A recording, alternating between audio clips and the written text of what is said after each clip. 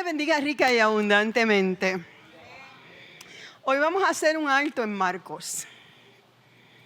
Hace un tiempo atrás, yo diría casi 2 años, yo compartí un video con alguien porque sentí esa inquietud de un estudio bíblico. Y en mayo, principios de junio, me acerqué, después de 2 años, y le dije, tengo este tema y creo que la mejor persona para llevarlo, entiendo que la mejor persona para llevarlo eres tú. Eres tú, y desde junio se está preparando la persona. Hemos estado intercambiando material. Yo entiendo como maestra tengo que desarrollar líderes, pero la maldad es que ese tema se utiliza en el instituto y en los seminarios por un semestre completo. Y yo le dije que tenía 2 martes. Este y el próximo si no hay tormenta. ¿Qué les quiero decir? La semana que viene, ustedes traen todas sus preguntas. La semana que viene, al final, digo, yo no sé, yo he compartido el material, yo no sé cómo la persona, los que saben, yo lo que hago es compartir, ayudar, aquí estoy. Usted trae sus preguntas. Hoy nadie va a preguntar. Hoy van a escribir sus dudas. Hoy van a escribir sus preguntas. Y ustedes me van a ayudar a que esta persona pueda dar la clase. Acuérdense en que estamos despejándonos. Yo le voy a pedir a Juan, Laureano, es que yo le digo Joaquín, por eso lo pensé 2 veces. Y a veces le digo Sansón Melena. Él nos va a hablar en esta noche del tabernáculo. Lo quería antes de que entráramos a la muerte y crucifixión de Jesucristo en Marcos, porque el tabernáculo tiene mucho que ver con el Nuevo Testamento. Así que antes de dejarlo a él, nos vamos a poner de pie y vamos a orar por él. Porque él tiene mucho material en su mente, mucho talento para ofrecer. Pero él quiere depositarse en las manos del Señor para que sea Dios escogiendo de todo su material porque eso fue lo que yo le dije. Vas a orar y Dios te va a dar el material que nosotros como pueblo necesitamos. Vaciamos nuestras copas como que no tenemos conocimiento del tabernáculo para que Dios lo utilice a él para llenar nuestra copa. Aquí estamos, Señor. Primeramente dándote toda gloria, toda honra y toda alabanza a ti, reconociendo que tú eres Dios. Luego de eso, Señor, toca nuestras vidas para que nosotros hoy tengamos un corazón fértil para recibir tu palabra. Pero sobre todo, abre los cielos, coge la redoma del aceite de lo alto, deposítala sobre la cabeza de Juan en esta hora. Y ese aceite fresco que baja del cielo, que coge los pensamientos y los alinea a tus pensamientos, que quita de nosotros la visión que no es tuya. Enséñanos a ver lo que tú quieres que veamos del tabernáculo. Y en la boca de Juan, pon tu Espíritu Santo para que a través de él tú hables a nuestras vidas. Y sobre todo, llénalo de esa paz que sobrepasa a todo entendimiento. En tus manos estamos todos, porque hoy queremos aprender de ti. En el nombre de Jesús, amén. Gracias. Juanito. Bueno, pues, ¿se pueden sentar? Sí. Bueno, buenas noches a todos. Dios los bendiga a todos. Qué bueno que están aquí, ¿verdad? Un martes más de enseñanza que es tan importante. Eso yo creo que, obviamente el culto, ¿no? Y las enseñanzas del pastor que son súper importantes en los domingos, pero el martes es bien importante porque uno va viendo las cosas de otro modo, aunque es todo lo mismo, ¿no? Pero se le da más tiempo y más, Nisa es más paciente con todo el mundo. Y eso pues, y uno puede preguntar y pues abre más el conocimiento.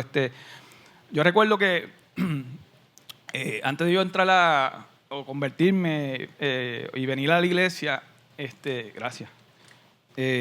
Yo vivía, todavía no estaba con Saya la conozco aquí en la iglesia. Es lo mejor que me ha pasado y gracias a Dios por primero darme la oportunidad de estar aquí, gracias por tener una esposa así. Yo vivía en Venus Garden en un segundo piso, solo, obviamente me quedaba con el nene cuando lo tenía, y al frente mío, justo al frente, estaba una parroquia católica. Yo era católico, fui católico, y me cambié, pues, porque, pues, por muchas razones que sabemos, y entonces, al frente mío estaba la parroquia y justo al frente, en el segundo piso, era la casa de los sacerdotes y vivía un sacerdote que de hecho es bien reconocido y salen las noticias y todo eso, no me acuerdo el nombre de él, muy inteligente él.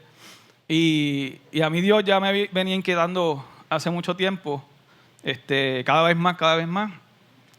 Y recuerdo que antes de empezar, antes de que Guido, que le doy las gracias, a Emanuel, que fueron los que hablaron conmigo, fueron los amigos del paralítico, aquel pecador que me trajeron a donde Jesús. Ellos fueron dos de ellos, y obviamente Fran eventualmente, y me acogieron muy bien aquí y me siento muy agradecido, ¿no? Y de los pastores, obviamente, de la pastora. Pues yo vivía ahí y yo tenía esa inquietud.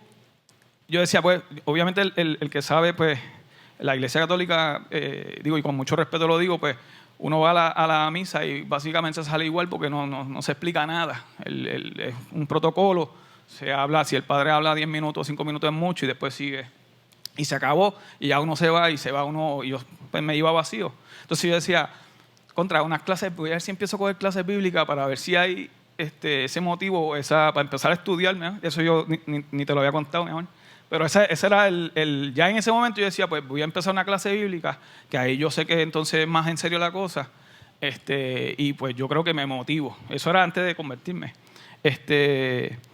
Y yo viviendo al frente, el sacerdote me saludaba, yo nunca, no sé por qué, pero nunca, bueno, yo sé por qué, pero nunca tuvimos una interacción viviendo al frente y él cruzaba su perrito y todo, y yo de vez en cuando iba a la misa. Pero nunca él vino donde mí a decirme nada, absolutamente nada, ni saludarme. Yo creo que yo ni lo conocí. Carlos, ese mismo, en Venus Garden. Sale en 580 y es bien activo.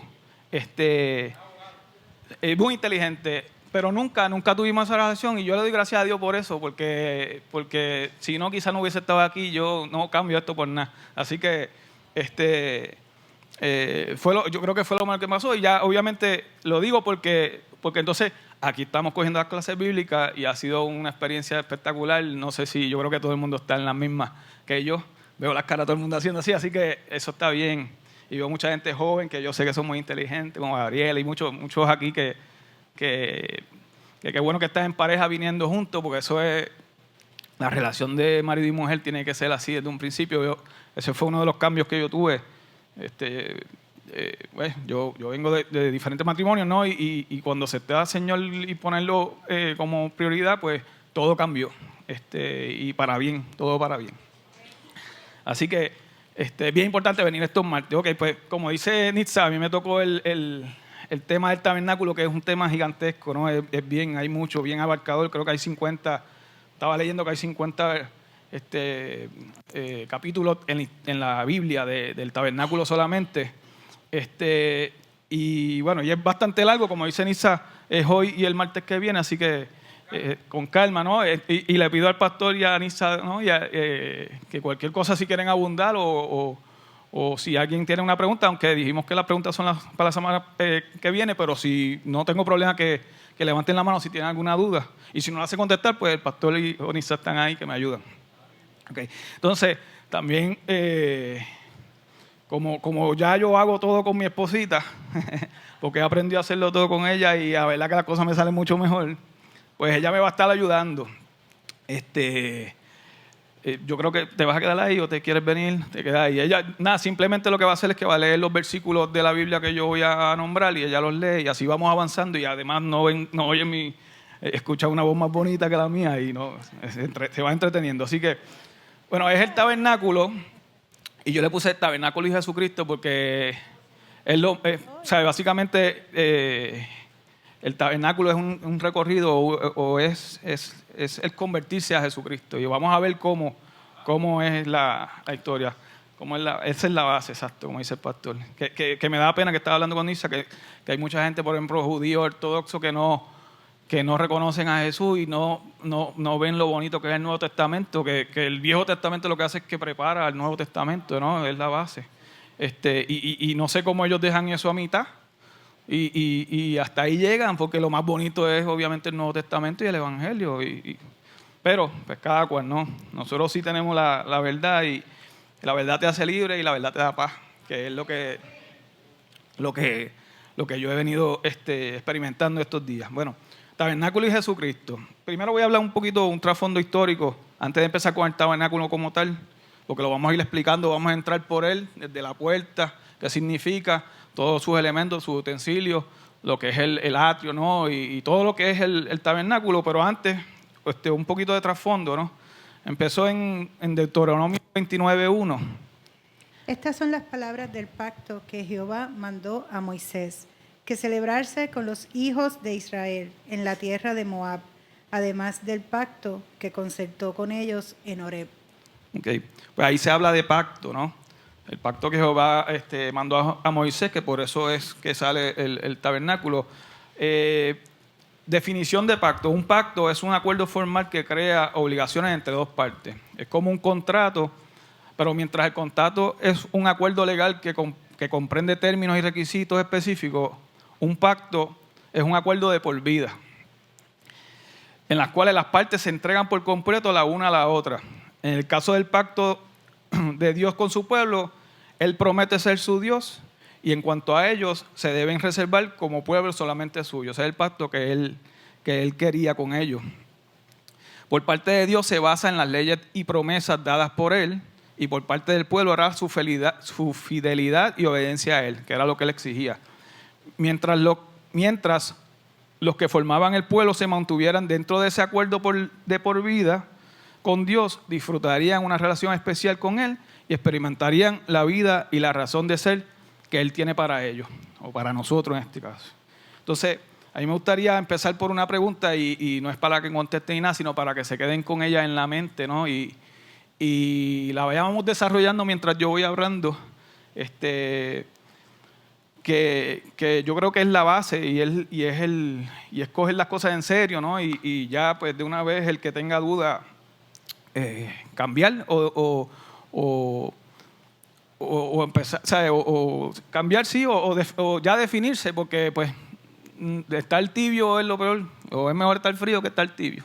Y eso la Biblia lo dice, ¿no? Que aborrece a los que están tibios. Así que la pregunta es, ¿cuál es tu pacto con Dios?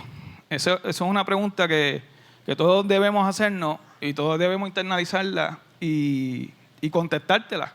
Y si vas a hacer el pacto, pues hacerlo de verdad y para siempre, como dice como la definición de pacto. Coger las cosas en serio, obedecer, venir aquí, ¿no? Y tratar de ser el mejor cristiano posible con sus dificultades de vida, porque esto lo vamos a ver, que de hecho Pablo, que es mi, ¿cómo se llama?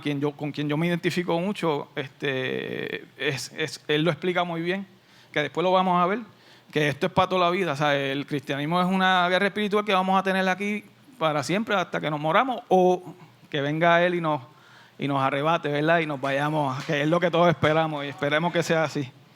Pues esa pregunta quédense con ella en la mente y contéstense a ustedes mismos. ¿Cuál es tu pacto con Dios? Disculpe. Ok. El pacto del monte de Sinaí, que fue en Horeb.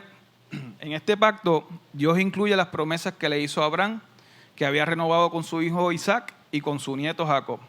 Todo Israel, descendiente de estos tres, incluyéndonos a nosotros. Como sabemos, y el pastor lo explica muchas veces, que nosotros somos de una raíz abrámica, ¿no?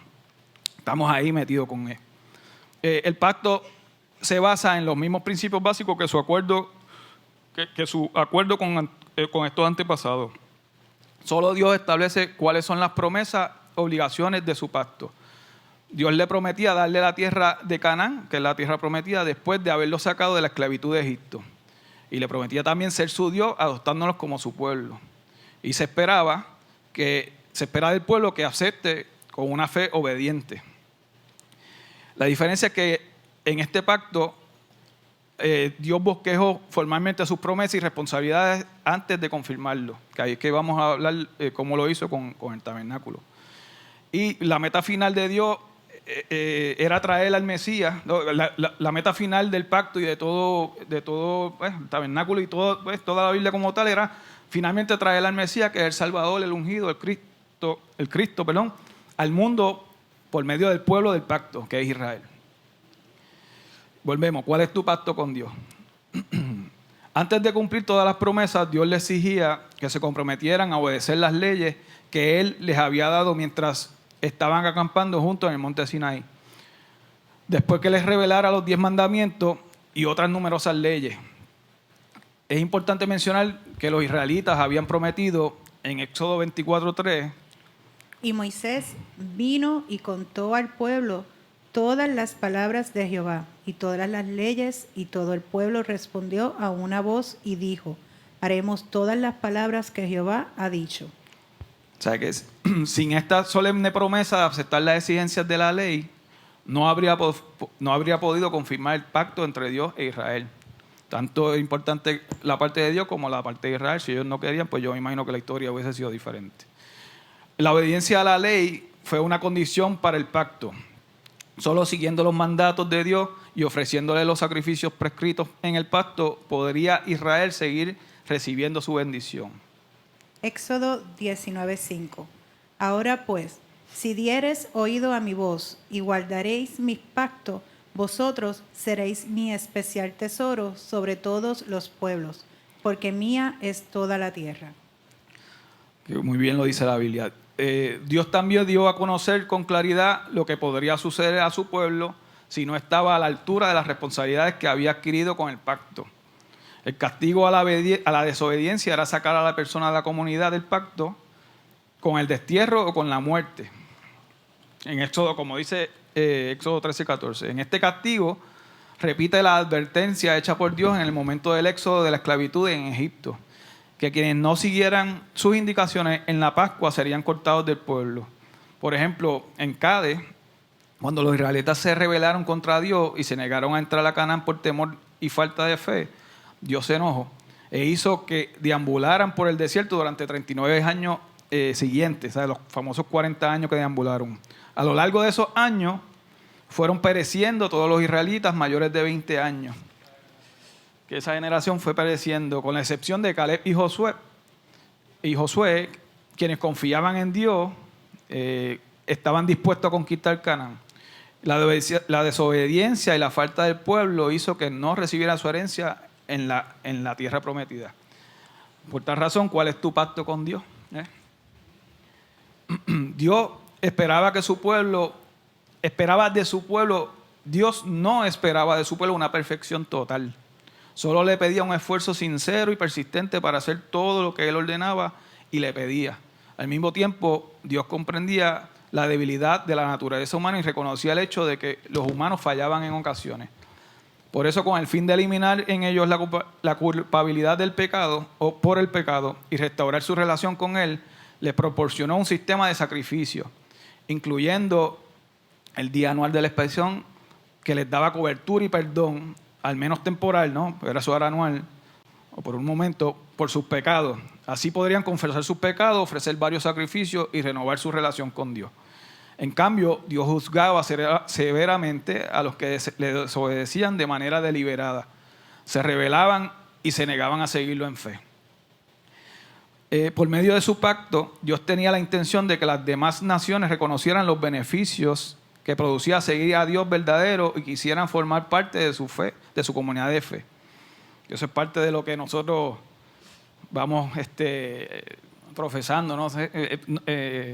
Obviamente en la calle, ¿no? Tratando de que la gente reconozca eso, que los beneficios que tiene de estar con Él, ¿no?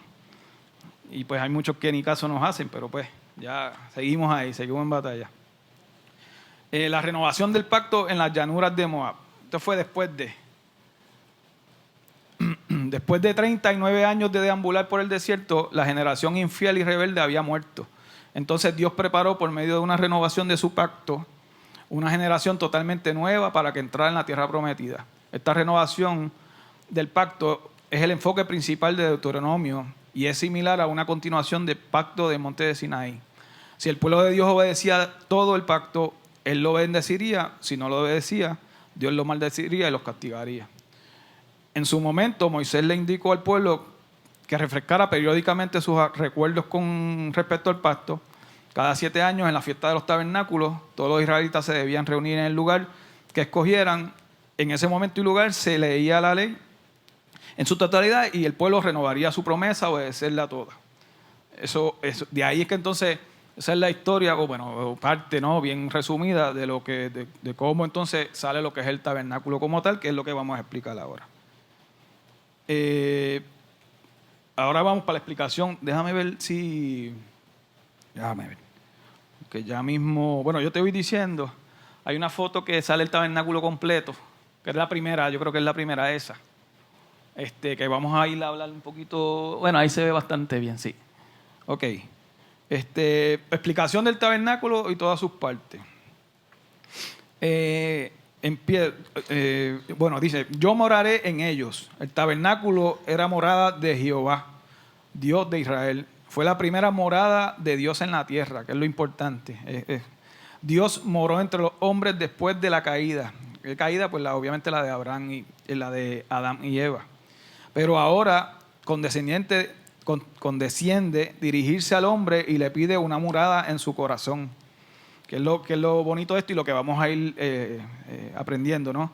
En el tabernáculo vino a morar con sus redimidos y desde entonces hasta ahora ha tenido una morada en la tierra. Después del tabernáculo moró en el templo de Salomón y a su debido tiempo envió a su hijo. La gloria de Dios fue manifestada entonces en el templo de su cuerpo. Enseguida vino la iglesia, ahí fue que se conformó la iglesia, una casa espiritual edificada de piedras vivas. ¿Quiénes son las piedras vivas? Pues nosotros somos la iglesia, obviamente. Su morada actual es en el corazón del creyente. ¿Qué es el tabernáculo? El tabernáculo era una tienda de reunión portátil que Dios ordenó a Moisés que construyera. Éxodo 25, 1 y 2. Jehová habló a Moisés diciendo: Di a los hijos de Israel que tomen para mí ofrenda. De todo varón que le diere de su voluntad de corazón, tomaréis mi ofrenda. Éxodo 25, 8 y 9. Y harán un santuario para mí, y habitaré en medio de ellos. Conforme a todo lo que yo te muestre, el diseño del tabernáculo y el diseño de todos sus utensilios, así lo haréis. Dios deseaba habitar en medio de su pueblo, los israelitas. Quería tener comunión y deseaba comunicarse con ellos. Como lo dice Éxodo 25, 22. Y de allí me declararé a ti y hablaré contigo de sobre el propiciatorio, de entre los 2 querubines que están sobre el arca del testimonio, todo lo que yo te mandaré para los hijos de Israel. Mandaré. Okay. El tabernáculo y su atrio. El tabernáculo es la cajita pequeña, no es pequeña, ¿no? Es esta. Y este es el atrio. Que ahora vamos a explicar un poquito más a fondo de lo que es cada cosa. El tabernáculo y su atrio fueron construidos no según el modelo establecido por Moisés, sino por Dios. Estudiamos el tabernáculo para aprender los pasos dispuestos por Jehová para que un pueblo pecador pudiera acercarse a un Dios santo. El tabernáculo se construyó alrededor de 1440 a.C. y fue el sitio donde Dios habló con su pueblo durante 400 años. Se utilizó desde la época del Éxodo hasta el reinado de Salomón, cuando se construyó el templo. El tabernáculo ocupaba el centro del campamento israelita, que se conformaba o tenía las 12 tribus de Israel que acampaban alrededor del tabernáculo con una distribución especial. Como vemos, aquí se ve pequeño, pero ahí se ve mejor, gracias. Eso es es viéndolo de un top view, como yo digo, viéndolo de arriba. Ver lo anaranjado grande es el atrio. El atrio tiene mide 150 pies por 75 pies, eso es la mitad más o menos la mitad de una cancha de fútbol. Y tiene el tabernáculo, y tiene las 12 tribus. Vamos a hablar de las 12 tribus un momentito rápido.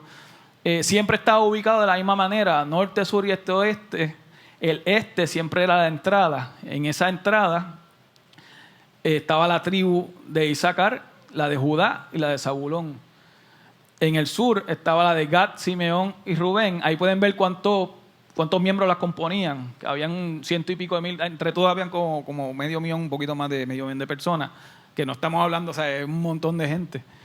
En el oeste, estaba la tribu de Efraín, la de Manasés y Benjamín, y al norte estaba la de Neftalí, la de Aser y la de Dan.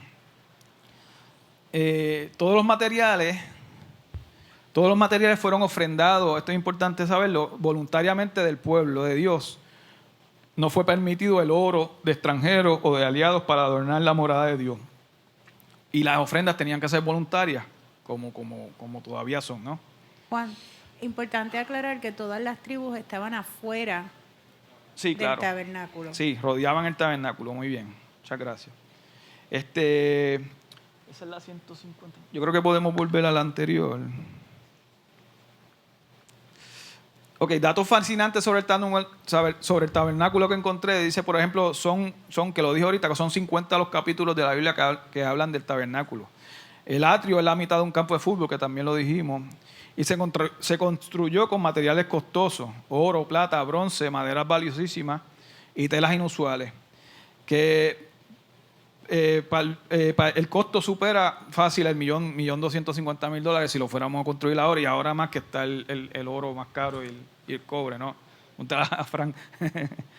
El plan de Dios era revelado en los 7 elementos que están incluidos en el tabernáculo. Pero me gustaría que veamos el Evangelio, las buenas nuevas, las buenas noticias descritas en el interior del tabernáculo por todo lo que sucede en su interior, que tiene que ver con Cristo, pero también que tiene que ver con tu vida y con la mía. El lugar santuario o tienda está dividido en 3 áreas. En el área exterior está el atrio, que fue el que vimos, que es la cortina blanca que está a vuelta redonda grande, que mide 150 por 75.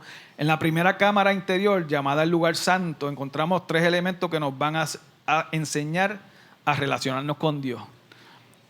Que esta es esta cámara. El tabernáculo como tal es este. Y para que tengan una idea, el tabernáculo también, que yo creo que yo lo puse por otro lado, pero se lo puedo decir ahora. Él mide 150 pies por 75 pies. No, ese es el atrio. Sí, él tiene 15 pies de aquí a aquí, 15 pies de altura y 15 pies de anchura, que es un cuadrado perfecto, un cubo. Y de aquí tiene 30, 15 y 15. Para que tengan una idea más o menos de esa pared a la cortina azul, más o menos ese es el tamaño, un poquito más, un poquito menos del tamaño del tabernáculo. De altura es un poquito como esa altura, un poquito menos que la altura, y de ancho es más o menos de la pared aquí. O sea que estamos hablando, es para que tengan una idea, porque a veces uno o lo ve pequeño o se lo imagina pequeño, lo ve grande, pues más o menos es de esta área. O sea que hasta aquí más o menos era el lugar santo, y ya el lugar santísimo era esto, que medía 15 por 15 por 15. Sí, eran 20 codos de ancho y 5 codos de alto. El codo, eran 30 pies por 7.5 pies. Exacto. Y el codo, como se medía antes, era de aquí a aquí. Obviamente, pues ya esa medida no existe, pero un codo más o menos es como pies y medio. Por eso es que entonces la conversión de lo que es codo a pie. El lugar santuario, el plan de Dios, esto lo leí. El lugar o santuario o tienda está dividido en 3 áreas, como dije. El área exterior, que es el atrio, o sea, ahí donde se realizaban los sacrificios y la purificación. En la primera cámara interior, llamada lugar santo, encontramos 3 elementos que nos van a enseñar a relacionarnos con Dios. Es el refugio, y luego en la cámara nupcial, donde el contacto interno con Dios sucede. Es el lugar santísimo. Que es lo bonito, que es lo que nosotros vamos a ir de afuera, de la puerta hacia adentro, hacia el lugar santísimo, que es el recorrido de nosotros en la vida del cristianismo, que es lo bonito de esto. comencemos con la puerta. En Éxodo 27, 16, mi amor. Y para la puerta del atrio habrá una cortina de 20 codos, de azul, púrpura y carmesí, y lino torcido, de obra de recamador. Sus columnas 4 con sus 4 basas. Todas las columnas alrededor del atrio estarán ceñidas de plata, su capiteles de plata y sus basas de bronce. Sí. La obra de recamador se refiere a una técnica de antes de bordado o tapicería, que es donde hacían entonces las telas, ¿no? Por ejemplo, la puerta. Azul nos dice que una interpretación, no, azul nos dice que Jesús vino del cielo. El carmesí habla de su sangre derramada. El púrpura declara que Él es el Rey eterno. El lino torcido es blanco, simboliza la humanidad perfecta de Cristo. Y las cortinas y los velos los usaban. Todas estaban, tenían más o menos esos mismos colores. Y desde las estaquitas que usaban para amarrar las columnas que no se cayeran hasta el arca del pacto, todo era importante. Y todo fue dirigido por Dios hasta el la mínima pieza. El bronce de las columnas habla del juicio del pecado. La plata representa la expiación y las columnas de bronce representan a Cristo, quien llevó en la cruz el juicio divino por los pecados de todos nosotros. Cuando la puerta se abre, el proceso de restauración comienza. Jesús dijo: yo soy la puerta de las ovejas. Este es el nombre de la puerta del santuario. Juan 10:9. Yo soy la puerta. El que por mí entrare será salvo, y entrará y saldrá y hallará pastos. Cruzando la puerta se encuentra la salvación a través del sacrificio, porque es a través del sacrificio que Dios pregunta: ¿quieres tener una relación conmigo? ¿Entrarás en pacto conmigo? Por eso es la importancia de esa pregunta. Apocalipsis 3:20. He aquí, yo estoy a la puerta y llamo. Si alguno oye mi voz y abre la puerta, entraré a él y cenaré con él y él conmigo. Exacto. Ahí vemos cómo en la Biblia lo dice clarito, ¿no? Que no sé por qué hay gente que todavía no cree en el Nuevo Testamento. Y es un hilo conductor, como dice el pastor, del principio a fin.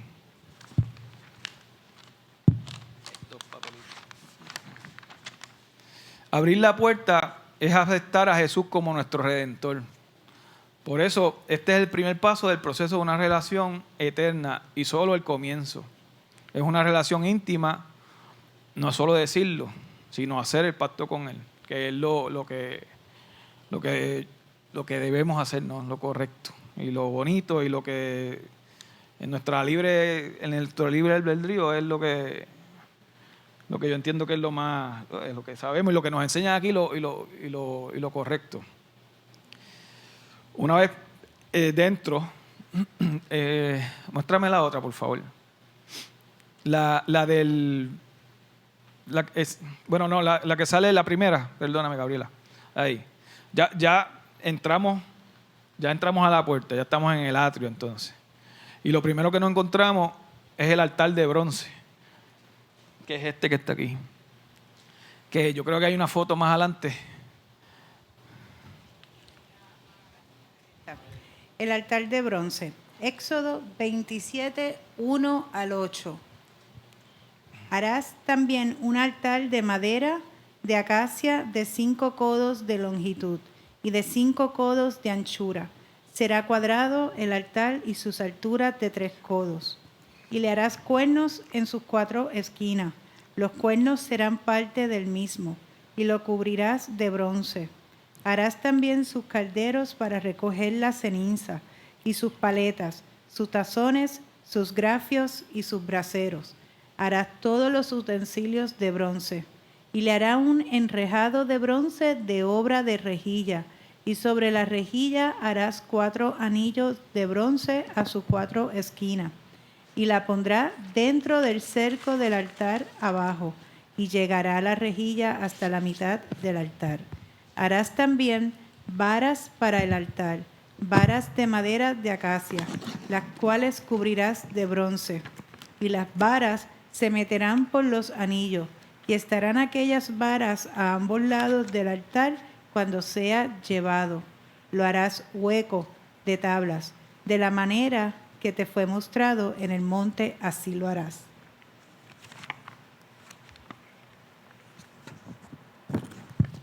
Yo tengo mucho papel.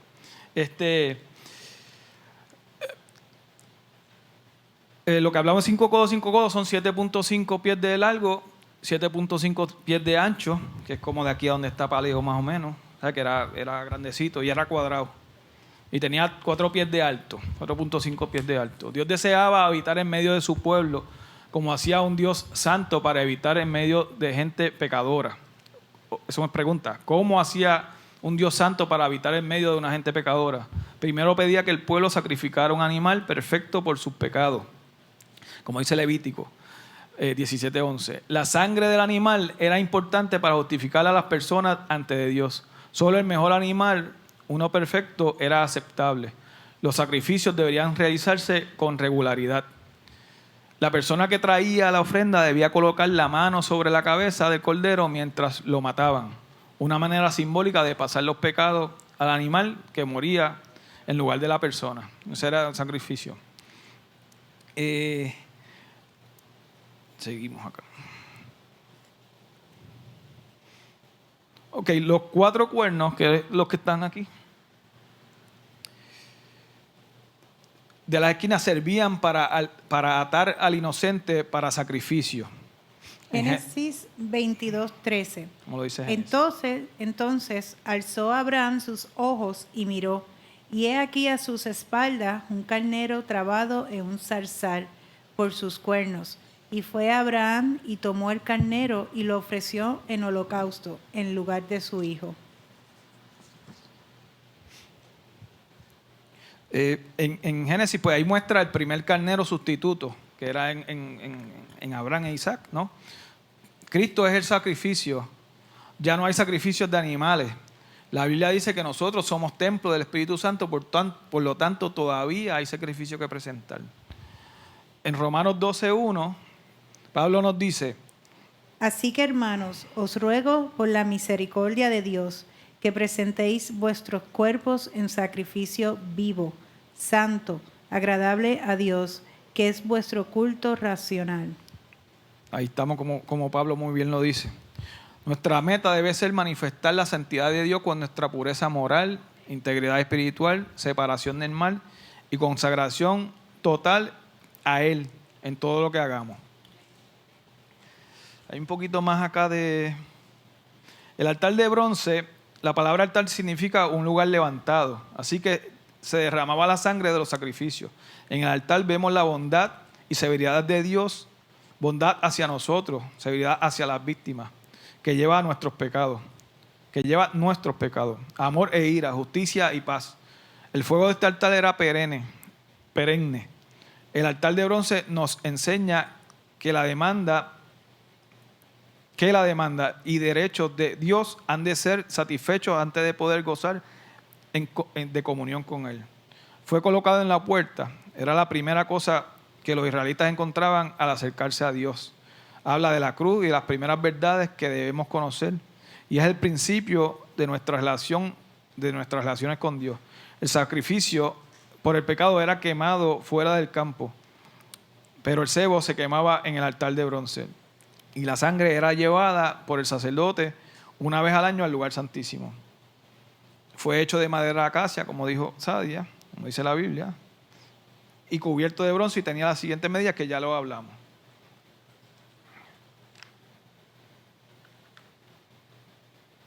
Ok.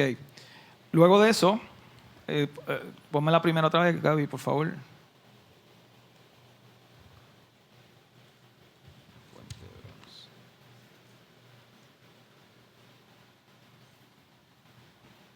Luego de eso estaba la fuente de bronce, que es esta que está aquí. Éxodos 30:18. Harás también una fuente de bronce con su base de bronce para lavar y la colocarás entre el tabernáculo de reunión y el altar, y pondrás en ella agua. Éxodo 38, 8. También hizo la fuente de bronce y su base de bronce, de los espejos de las mujeres que velaban a la puerta del tabernáculo de reunión. Hay una foto, Gaby, que parece la fuente solamente. La fuente de bronce. Bueno, ahí no tenía el tamaño especificado. El siguiente paso, después del altar de bronce, era solo para los sacerdotes. Toda la tarea restante era llevada a cabo por los sacerdotes en beneficio del pueblo. Una vez hecho el sacrificio, el sacerdote se lavaba en la fuente de bronce. Así se purificaba y estaba listo para ingresar al tabernáculo. Dios señala que deben lavarse para no morir cuando entren al tabernáculo. La fuente de bronce estaba hecha de los espejos de bronce donados por las mujeres. La Biblia no describe la fuente de manera completa, pero es probable que estuviera una superficie brillante como un espejo que ayudara a los sacerdotes a lavarse con detalle y les recordara que más allá de la apariencia exterior, Jehová mira directo al corazón. Este lavatorio estaba hecho con los espejos de las mujeres, como muy bien dice ahí. El sacerdote, mientras se acercaba al lavatorio, podía ver su propio reflejo. El propósito de esta fuente era la purificación. Era necesario entrar al altar de bronce, a la fuente de bronce, antes de entrar al lugar santo. Al estar hechos de espejo de las mujeres de bronce, en el lavatorio refleja la imagen de los sacerdotes al ser lavados. La sangre del sacrificio había ya purificado a los que servían en el santuario, pero el propósito de este lavatorio era al mirar su imagen.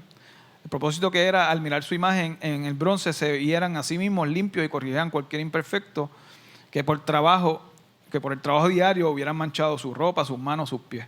Recordando en este bronce el sacrificio que los había justificado, ¿por qué fue hecho con espejo? Como dice Santiago 1. Santiago 1, 23 al 25.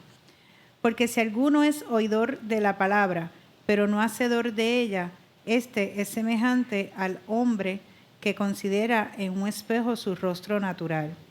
Porque él considera a sí mismo y se va, y luego olvida cómo era. Mas el que te mira atentamente en la perfecta ley de la libertad y persevera en ella, no siendo oidor olvidadizo, sino hacedor de la obra. Este será bienaventurado en lo que hace. Ahí lo dice clarito también en Santiago. Estaba hecho de espejo para poder ver el reflejo, para poder meditar, para poder contemplar la propia vida. Si no ves la mancha, no puedes lavarla. La única manera de poder acercarnos a la presencia de Dios es limpio, purificado, y la Biblia es nuestro espejo. Por eso es que hay que leerla y estudiarla. En Hebreos 10, yo lo leo, mamá. En Hebreos 10, 21 y 22. Lo tengo aquí. Ok.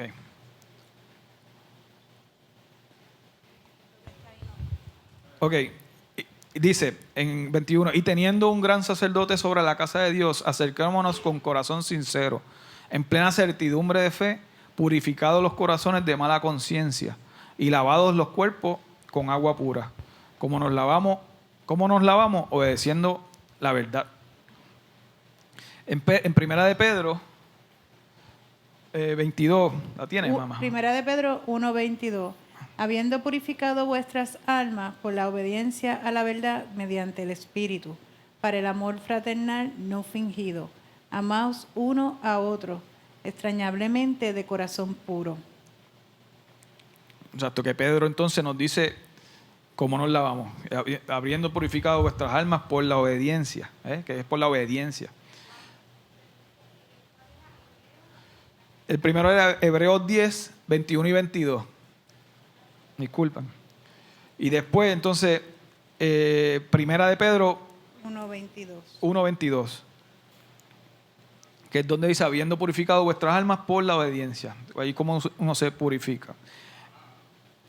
Ahora vamos para Juan 17:17. Sí, porque ahí, perdóname, mamá, ahí habla de la verdad, dice cuál es la verdad. Pues entonces en Juan 17 explica nos dice cuál es la verdad. Santifícalos en tu verdad. Tu palabra es verdad. Es la verdad. La palabra es la que nos purifica.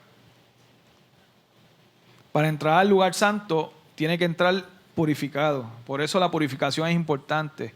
Nada impuro entra a este lugar.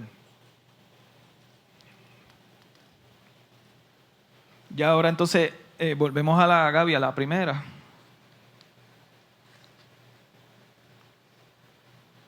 Ya entonces entramos por la puerta, reconocimos a Dios como nuestro único Salvador y ahí entramos. Hacemos sacrificio, que es la obediencia, y después entonces nos purificamos. Nos vamos purificando. ¿Cómo nos vamos purificando? Pues por la palabra. Viniendo acá, leyendo, estudiando. Ahora se abre la cortina y entramos al lugar santo. Y vemos 3 elementos. Ya estamos en el lugar santo, como dijo ahorita, que es este que está aquí. Ahí vemos 3 elementos.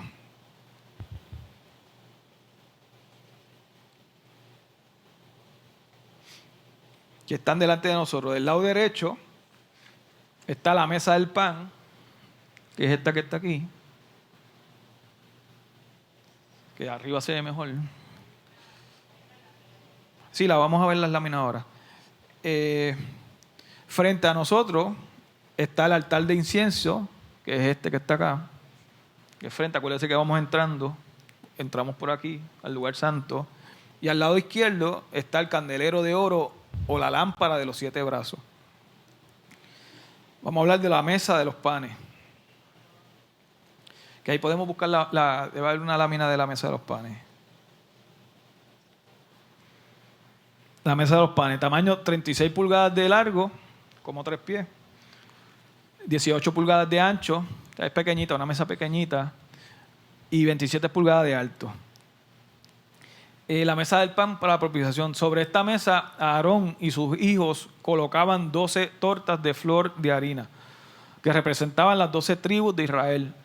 La mesa con las tortas era un recordatorio perpetuo de las eternas promesas del pacto entre Dios y los hijos de Israel y de la proposición divina de alimento. Ese pan lo comía Aarón y sus hijos y se reemplazaba todas las semanas en el día de reposo.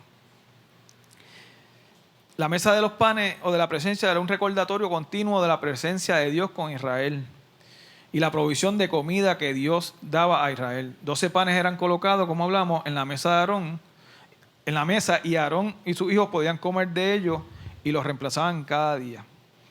Cristo es el pan y la fuente de vida. Juan 6:35. Como dice Juan 6:35. Jesús les dijo: yo soy el pan de vida.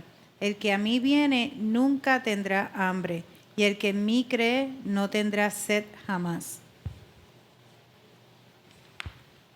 El pan nos recuerda el pacto renovado. La palabra de Dios es el alimento para nuestra alma.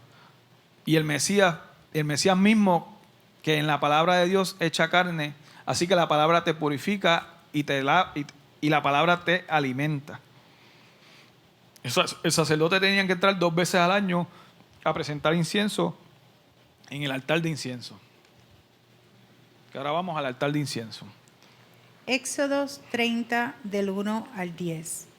Harás asimismo un altar para quemar el incienso, de madera de acacia lo harás. Su longitud será de 1 codo y su anchura de 1 codo. Será cuadrado y su altura de 2 codos. Sus cuernos serán parte del mismo.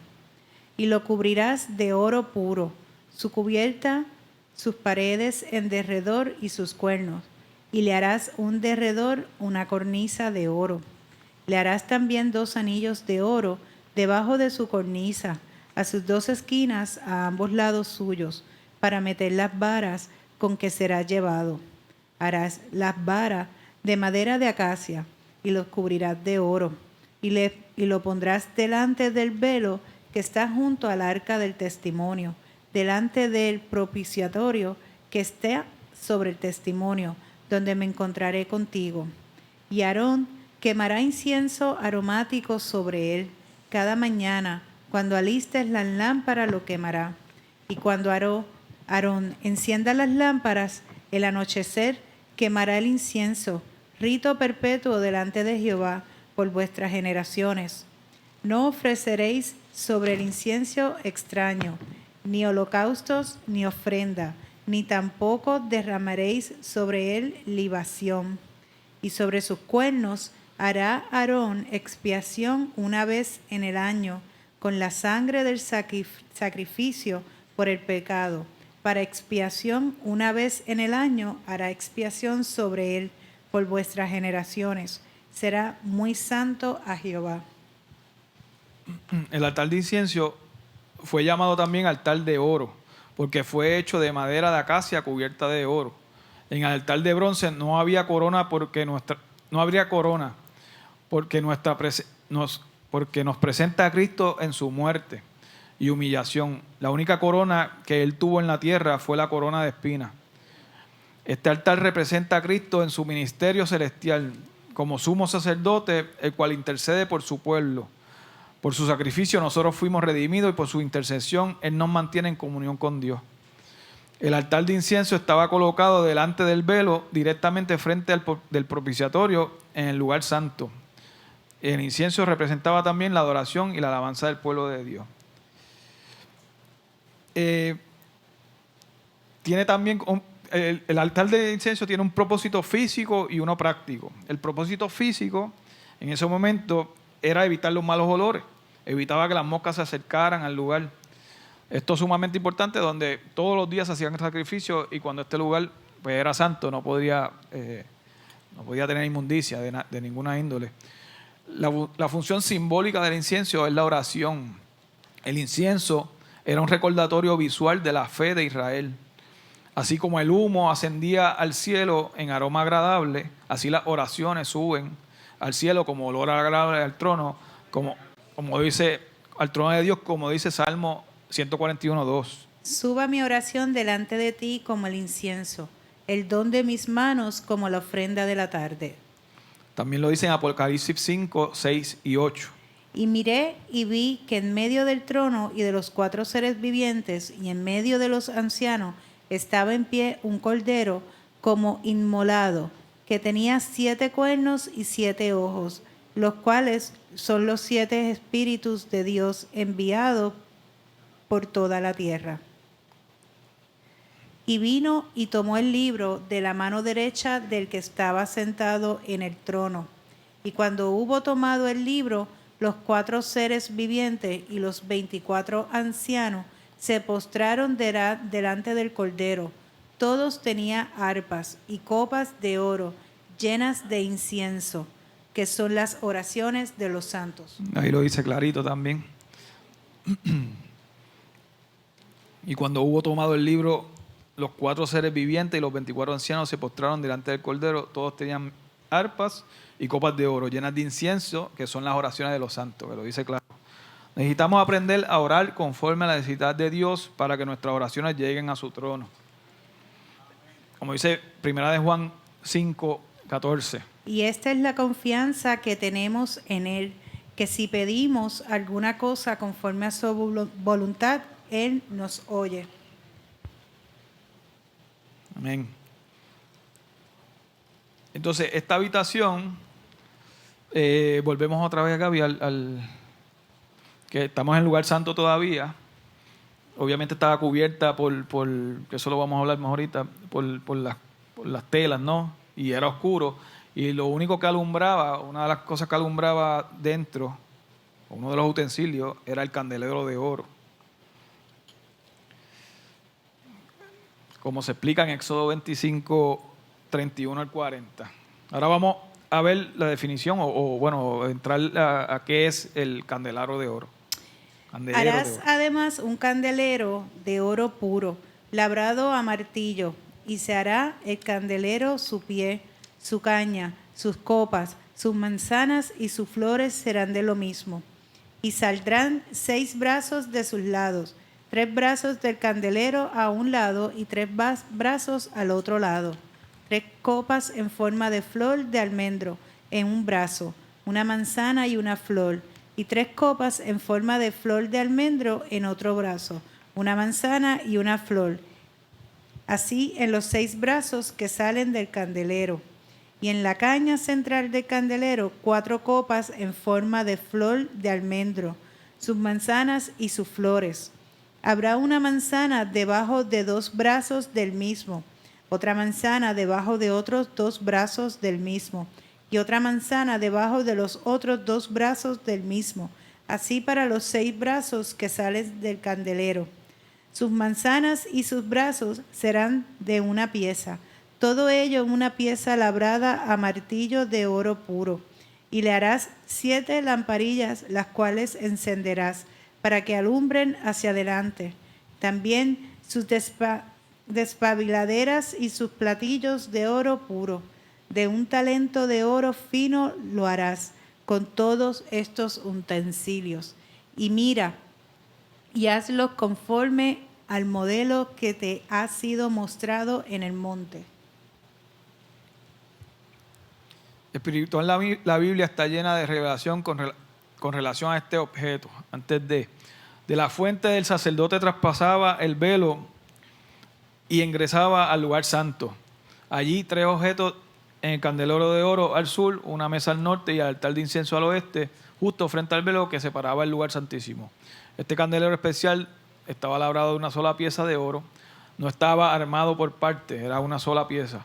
La Escritura nos dice que se usaba aceite y no cera.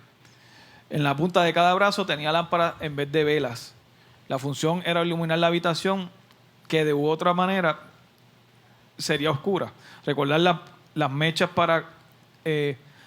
recortar las mechas para que siguiera ardiendo era una tarea importante de los sacerdotes. Eso lo hacían los sacerdotes. También en Isaías 9:2 dice: El pueblo que andaba en tinieblas vio grande luz. Los que moraban en tierra de sombra de muerte, luz resplandeció sobre ellos. Y también en Juan 8:12 dice: Otra vez Jesús le habló diciendo: Yo soy la luz del mundo. El que me sigue no andará en tinieblas, sino que tendrá la luz de vida eterno. Amén, que eso es lo que uno va buscando, ¿no? Y lo dice claramente en el Nuevo Testamento. Volvemos, no sé cómo uno relaciona una cosa con la otra, me lo dice clarito. Otra vez Jesús le habló diciendo: yo soy la luz del mundo. El que me sigue no anduviera en tinieblas, sino que tendrá luz de la vida. Así nada.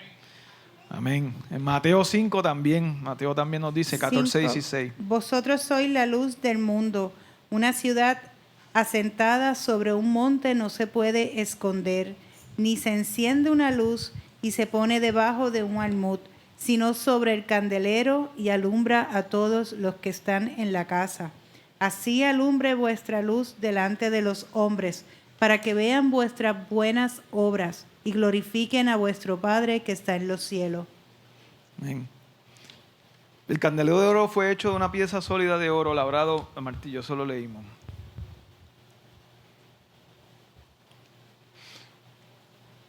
En cada brazo había 3 copas, figura de almendra, una manzana y una flor. Estas copas contenían aceite de oliva.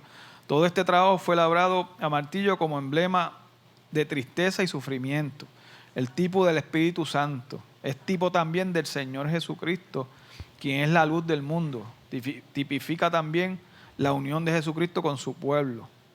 Finalmente es tipo de la iglesia, como testigo durante la ausencia de Cristo, atendida y cuidada por el Señor, como Aarón cuidó de las 7 lámparas del candelero.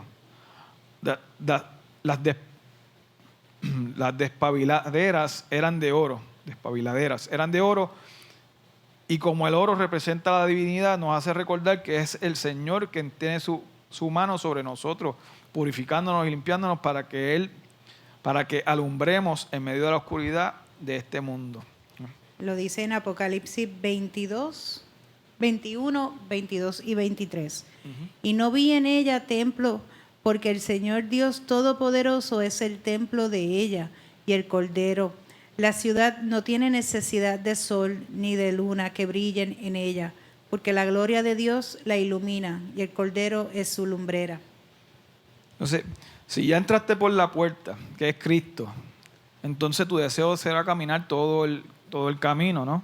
Si ya llegaste, si ya decidiste abrirle tu corazón, pues tenemos que seguir buscando la presencia de Él y ser lo más santo posible. Ahí es que está, eso es durante toda la vida, como dije al principio, ¿no? Y eso es lo bonito, lo complicado, pero a la misma vez hermoso, porque uno va viendo la mano de Papá Dios en todo, ¿no? Una de las cosas que a mí me gusta mucho es la paz que uno va sintiendo. Antes de yo entrar aquí, yo podría estar 2 semanas sin paz, pasaba un día contento, después volvía 2 semanas en guerra y era un desastre. Y últimamente, mientras más uno se va metiendo con la palabra y va viniendo y eso, pues ahora es totalmente al revés. Digo, ya ahora no siento guerra, ahora todos los días, cada vez siento paz más constante, y todos los días. Salmos 119, 105. Lámpara es a mis pies tu palabra y lumbrera a mi camino. Espérate, mamá. Discúlpame, antes de que leas eso. El creyente moderno se ha quedado en la puerta. Cuando hay vida... ¿Tienen prisa? El creyente moderno se ha quedado en la puerta. Cuando hay vida y bendición en todo el recorrido. El que fuimos llamados a caminar hasta el lugar santísimo. La palabra de Dios, que es Cristo mismo, cuando la practicamos, ilumina todo nuestro ser y nos convierte en luz obedeciendo la palabra de Dios. Ahora sí, en Salmo 19, 105. Lámpara es a mis pies tu palabra y lumbrera a mi camino. Igual en Proverbios 6, 23 y 24. Porque el mandamiento es lámpara y la enseñanza es luz, y camino de la vida las reprensiones que te instruye. Si la palabra de Dios es lámpara cuando tú obedeces, cuando el fruto es machacado y el aceite es exprimido, cuando tu fe es puesta a prueba y decides obedecer a la verdad, cueste lo que cueste, estás brillando. Obedecemos porque somos salvos. El sacrificio es al principio del tabernáculo. Adentro somos llamados a hacer luz. Es que eso es lo lindo. Porque ya eventualmente el obedecer y quizás los sacrificios, el dejar quizás las cosas que no eran, costó al principio, pero ya llega un momento que ya tú no tienes, ya no es sacrificio, ya tú vas dejándolo poco a poco, pero ya cuando tú lo dejaste, ya lo dejaste y no vuelve atrás, que es lo bonito también. Y eso se lo digo por experiencia, porque hay muchas cosas que uno viene dejando, que uno pensaría que nunca lo iba a dejar y ya ni se acuerda uno de lo que pasó. Y ahí es que está, eso es lo chévere, lo bonito. Jesús dijo en Juan 3, 19, 21 también. Y esta es la condenación, que la luz vino al mundo y los hombres amaron más las tinieblas que la luz, porque sus obras eran malas. Porque todo aquel que hace lo malo aborrece la luz y no viene a la luz, para que sus obras no sean reprendidas. Mas el que practica la verdad viene a la luz para que sea manifiesto que sus obras son hechas en Dios. Exacto. Vuelvo. Y esta es la condenación, que la luz vino al mundo y los hombres amaron más las tinieblas que la luz porque sus obras eran malas. ¿Qué es lo que está pasando ahora? Porque todo aquel que hace lo malo aborrece la luz. ¿Qué es la luz? Su palabra. Y no viene a la luz para que sus obras sean arrepentidas, más el que practica la verdad, que es su palabra, viene a la luz para que sea manifiesto que sus obras son hechas en Dios. Y prevalecen. Muy bien. Ahí ya estamos entonces. Vamos, Gaby, otra vez a la del principio, perdona. Ahora sí vamos a pisar.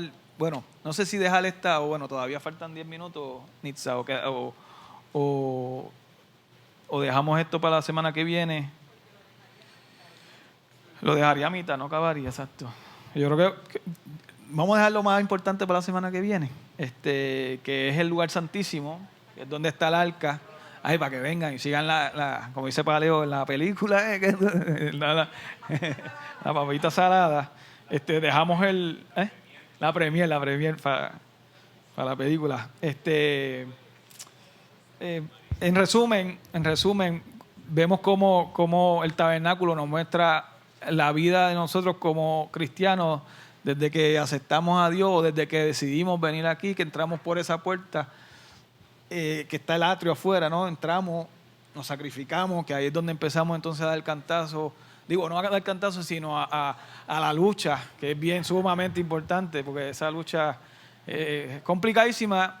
Después nos vamos purificando, que es la fuente, y después entonces vamos viendo ya todo más claro cuando uno empieza a leer y empieza a obedecer, empieza a venir a la iglesia, empieza a escuchar a los pastores, empieza a escuchar a Nisa, pues ya la cosa es más bonita y vemos la luz. Y a mí me gusta mucho aquí, porque aquí vemos mucho que vemos la luz, sabemos mucho que vemos la luz. Espero que siga viniendo más gente, pero los que estamos aquí, digo, y hay muchos que no están aquí, que siempre vienen, no es solamente los que estamos aquí, pero sí he visto un grupito bien bueno, y yo le digo una cosa, me gusta pasar más tiempo con ustedes que con la misma familia mía. Son buena gente todos, pero me gusta mucho venir, así que bueno, con eso terminamos.